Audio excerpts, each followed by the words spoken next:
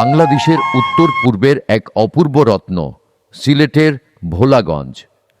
সাদা পাথরের স্বর্গরাজ্য, যেখানে প্রকৃতি যেন নিজের হাতে এঁকেছে এক রঙিন ছবি। বাস থেকে নেমে নৌকায় পা রাখলে শুরু হয় আসল যাত্রা। ধীরে ধীরে নদী বেয়ে এগিয়ে চলি আমরা, আর সামনে অপেক্ষা করছে ভারত বাংলাদেশ সীমান্তের এক বিস্ময়। নদীর ধারে ছড়িয়ে ছিটিয়ে থাকা অসংখ্য সাদা পাথর, পাশে সবুজে মোড়া বিশাল পাহাড়, যার পাদদেশ থেকে শুরু বাংলাদেশ। পাহাড় ওপারে ভারত, আর এপারে প্রকৃতির এক মনোমুগ্ধকর উপহার। পাশেই আছে বিজিবি ক্যাম্প আর বাংলাদেশের শেষ প্রান্তের মসজিদ, যেন সীমান্তের প্রহরী হয়ে দাঁড়িয়ে আছে বছরের পর বছর।